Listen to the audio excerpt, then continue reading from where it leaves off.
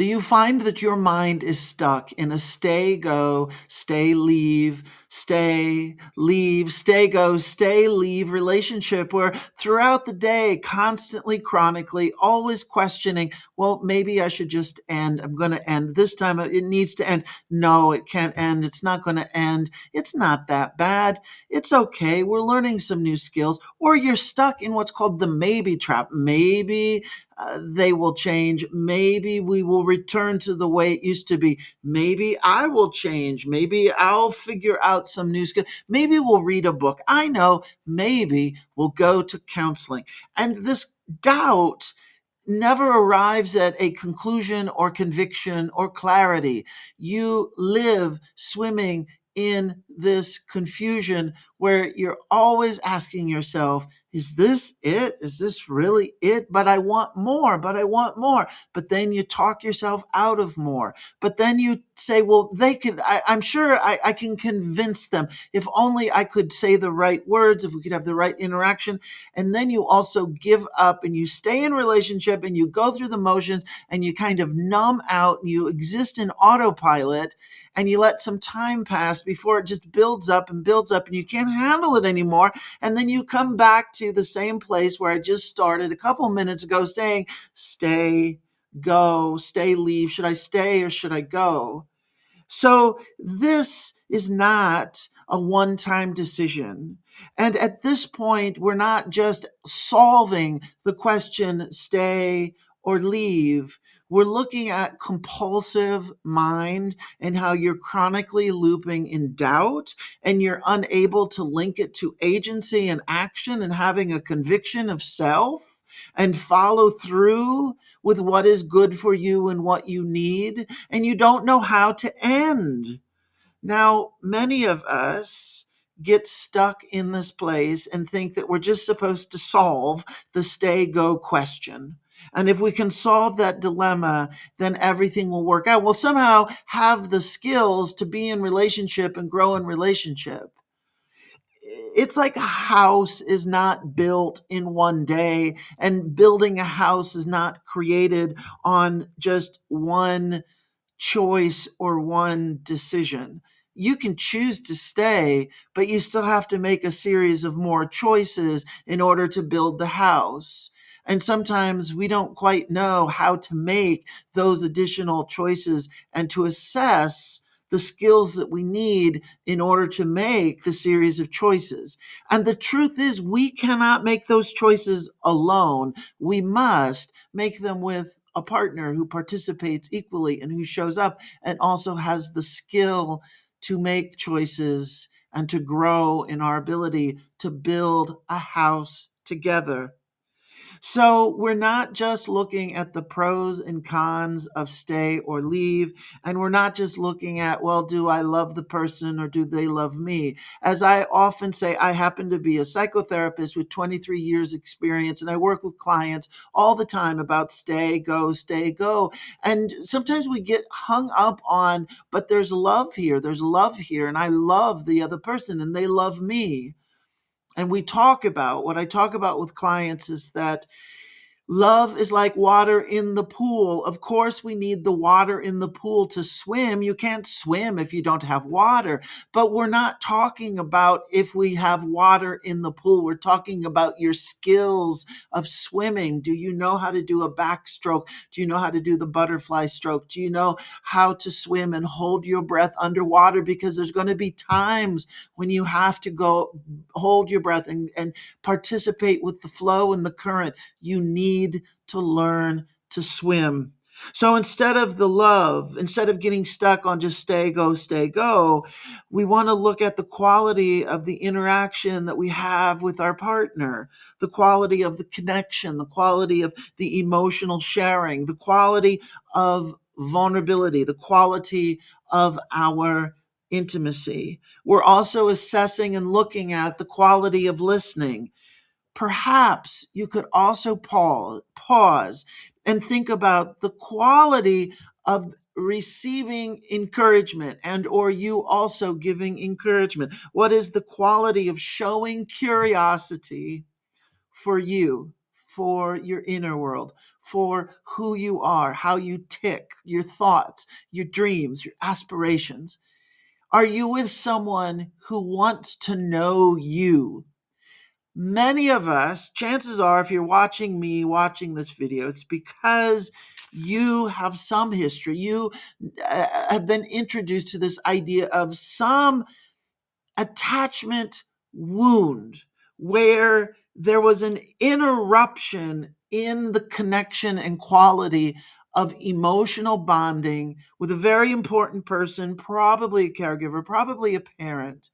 And it meant that you were trained to go without, and that you were trained to tolerate absence, and you were trained to wait, and even entered a state of longing, a profound longing that you really hope, again, probably a parent, probably a caregiver, that you did not receive the level of interest, being seen, curiosity, being listened to, having that parent or caregiver show an interest in your core being, your sense of self, your identity, to the point where you could just be you for no reason other than just being yourself. And there's an incredible, profound exhale and felt sense of dropping down into our body. It's a nervous system calm. It is the opposite of anxiety. It is the opposite of attachment primal panic. It is the opposite of attachment distress. And always feeling like you're white knuckling, walking on eggshells, hoping that another person gives you the minimal crumbs of relating so that you hopefully can have a moment of being in relationship. But if you didn't have that time, that experience where someone really cared about you, where you didn't have to put on a mask, you didn't have to perform, you didn't have to be someone that you're not, and they enjoyed you for you being yourself.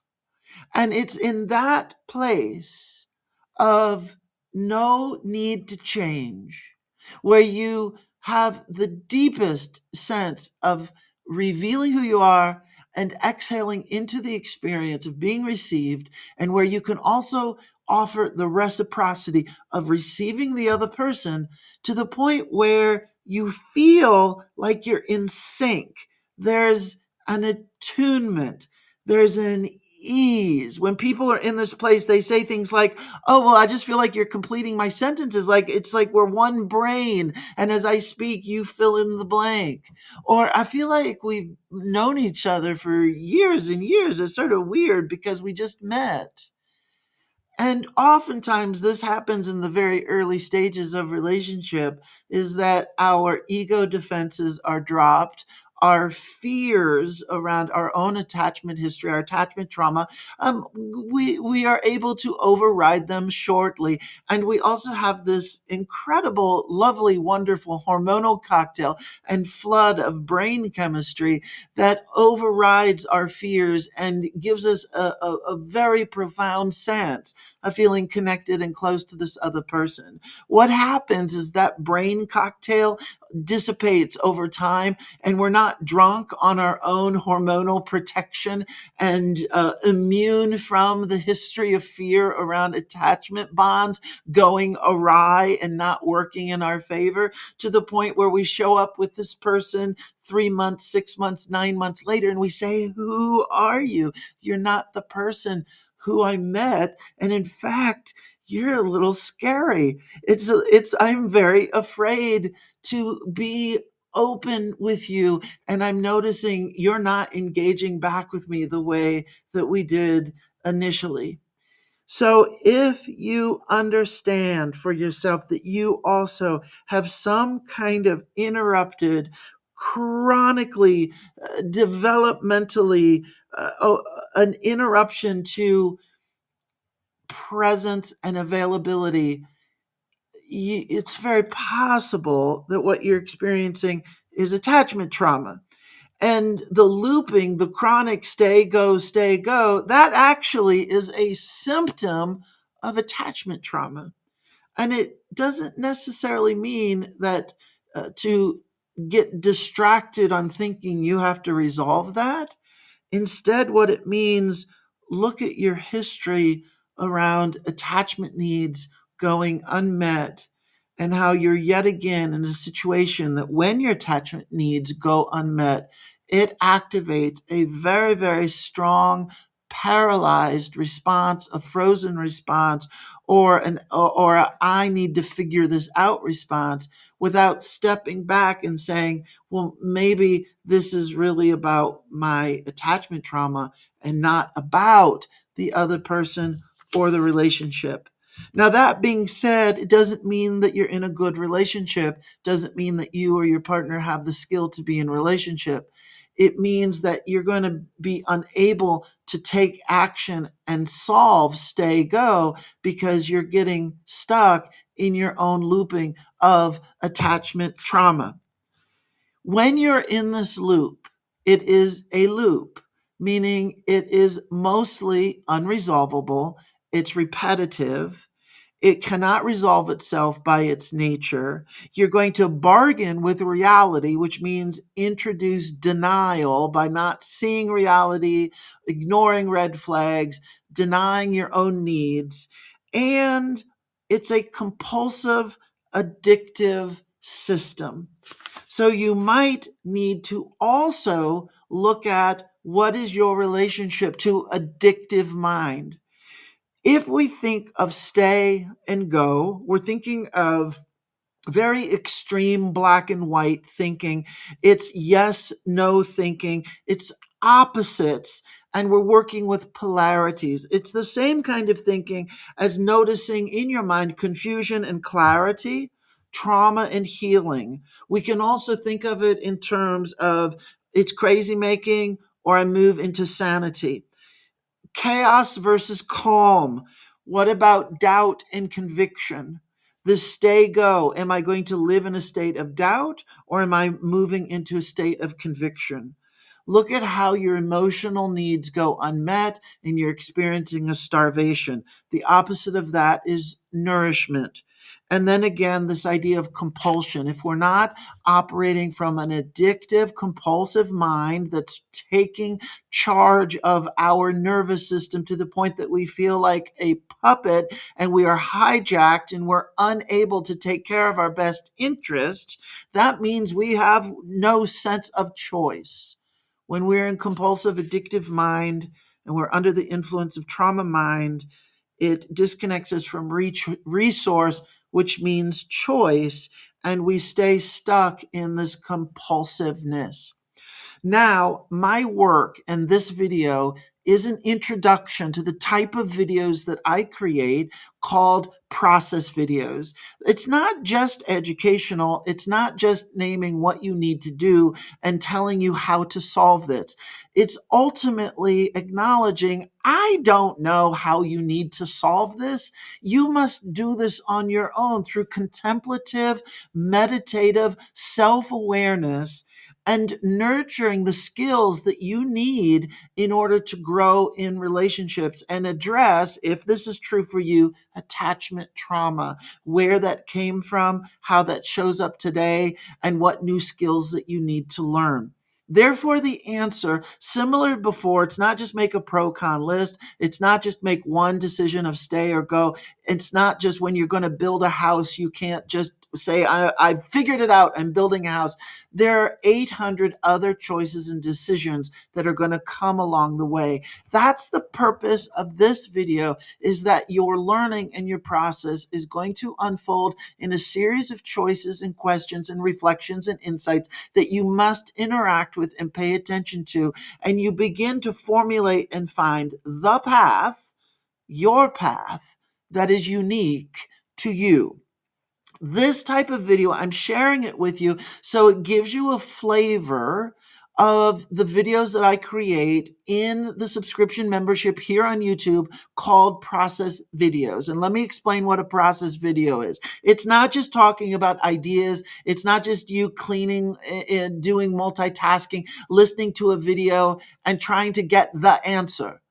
It's you dropping down into a place of deep confusion and hurt and grief, and you begin to practice having the tolerance to sit in that struggle and to start pulling out the pieces of the puzzle that need the most attention for you. Let me explain this further. A process video, what this means is that we're going to slow down, and I'm even going to slow my voice down right now, and you start checking in with your body, and you take a breath, and you notice your arms, your legs, your stomach, your spine, and your feet, your fingers, your toes, and you question yourself. What do I need today? What do I need in this moment right now? How can I take a break from this obsessive looping mind of stay, go, stay, go, stay, go? Process videos invite us to start looking at our mind and start looking at our thinking. And it's very meta. And the way I like to think about meta initially comes from this idea of just thinking. It's like if you ask yourself the question, how do I think? How do you think? What are the quality? What are the quality of my thoughts? How do my thoughts deliver a certain degree of confusion? What are the patterns of my thoughts? And what we're doing, it's the meta aspect is called thinking about thinking. Now, this also translates into how meditation is taught. When you're sitting in meditation and you say, "You just sit here, let's do nothing. Let's be in the present moment. Let's try to notice the present moment." And so the meta of meditation is we pay attention to paying attention. And so this holds true for what I'm doing on this video, process video. Any kind of healing, any kind of therapy is really about checking in with your thoughts and saying, what can I discover about myself? And you pay attention to the degree that you discover yourself, discovering yourself, which I know sounds a little like doublespeak or paradox. But ultimately, what happens is we might have an experience of attuning with ourself. It's like, wow, I'm being with myself. As cliche as it sounds, it's kind of like I'm noticing I'm really orienting in a friendly way. I'm becoming friends with myself. And this is called self-resonance. And many of us job this out to other people. We've diminished our skill and ability to have a self-resonance, to attune to our own felt sense ability, to discovering ourselves. And we're waiting for someone else to offer a limbic connection, limbic resonance, offering attunement, which that feeling when you're with someone and you just feel in sync and you feel like there's a flow, and you that's what in relationships, oftentimes if the relationship's not going well, one partner will say, you don't understand, you don't connect with me, you're not really connect, you're not offering emotional connection. And chances are the other partner really has no idea what you're talking about. Think of dancing, a choreographed dance, and you can't quite discern what's the choreography and what's the improvisational movement, and when is one dancer leading, when is the other following, and they move together. There's this synchronization. Well, when our minds sync up in the same way, and it's not through movement, but it's through emotional awareness, we experience an attunement. We drop down into this grand exhale of being together. And that's the thing, that's relationship that we're all hungry for. Now, when there is a disconnect and a dissonance, and that does not match up, and one person is trying one dance step and the other person's trying a different choreography, and we keep bumping needs, no pun intended. I was going to say knees. We're bumping our needs because we're dancing, but we're also bumping into our needs, that your needs aren't getting met, the other person's needs aren't getting met. And a process video that I'm making right now is for you to slow down and think about, okay, what does your attachment trauma need? What does your history of disconnected attachment needs not getting met? What does that need today? And how can you step back and look at your obsessive looping mind and observe it the same way you do sitting in meditation, and say, what does my restless, looping, inconsolable, demanding, hurting mind need right now? Most of us just jump to and say, oh, I need the other person to step up their game. I need the other person to give me emotional connection. Maybe if I step back enough, I can begin to accept, slowly start saying, I think that this is a form of addictive compulsion. The other person is not responsible for my mind. I am. And I keep myself in this place of compulsive looping. What do I know about addictive mind? What am I willing to learn about addiction and how it's showing up very similarly? There's a parallel to the way the brain works and functions in other kinds of addictions, be it substance addiction, alcoholism, etc. We also can ask ourselves, what is my tolerance for subsisting on crumbs? What is my tolerance for going without connection? For most of us, it's very, very long. We have this incredible endurance to accept absence and non-relating. The form of relating that we are practicing is actually non-relating. It's what I call inverted relating. And this all gets very crazy making because we are monitoring the lack of connection and we're longing. We're in a state of chronic longing. We're not in a state of fulfillment, abundance, receiving, or exchange. It's a interaction where there's no transaction. It's one-sided. And many of us learn to just keep it going in a one-sided way. Don't worry, you don't have to do anything. I will pick up the slack. I will overcompensate. I will ignore the red flags. I will fill in the blanks for you. I will overextend my emotional giving so that I get some secondary benefit from emotional overgiving and try to subsist off of me feeding and fueling the whole relationship where you're not even here. You don't even have to be here. And if you are here, you show up infrequently and it's inconsistent, which makes my nervous system light on fire, because the one thing that we need when it comes to any kind of history of emotional attachment injuries and wounds and trauma is we need a consistency of relating, a frequency of relating, and a sincerity of relating. And most of us are trained through our history. We're very much trained to just go without that.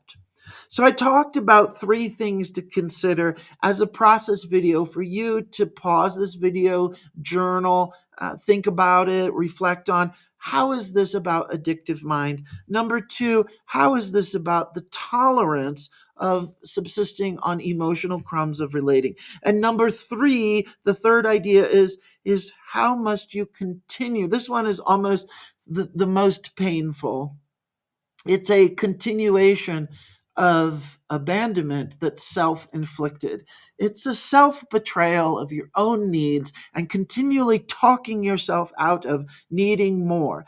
The most you do, the best you do, the best we do is we at least say, stay, leave. I know there has to be something better. But in the meantime, where we continue to be undernourished emotionally, we are also signing up to ignore our own needs. And as a result of ignoring our needs and just waiting, training ourselves to wait, we've already been trained to wait longer, but maybe they'll change, maybe something will change. And what we're doing in the process, we keep talking ourselves out of our own needs and we erase ourself. And that's a kind of self-annihilation that we experience ourselves at some point is not having a self, which I know sounds it's a bit conceptual, but if you've experienced this, there's a wilting, an implosion. Your spirit just kind of evaporates. You don't even feel like you're here. It can be like a dissociation. I also call it being a zombie. I just one day wake up and I am such an empty shell of. I'm no longer a person. I'm longing and longing for emotional connection, and I have tolerated starving and starving for so long.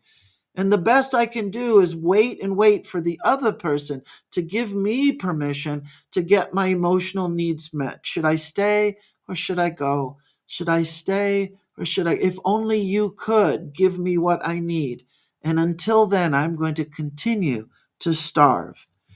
If you like this video, I'm trying to give you a flavor, a taste of what a process video is, because this video itself, actually, it's not going to be on YouTube very long. I'm going to move it over into the member subscription area here on YouTube. I'm making a series of playlists according to different themes, and one of those themes is this stay, go theme. If you're watching this video right now and it happens to not be in the membership, it's because I'm trying to share with the community, with YouTube folks.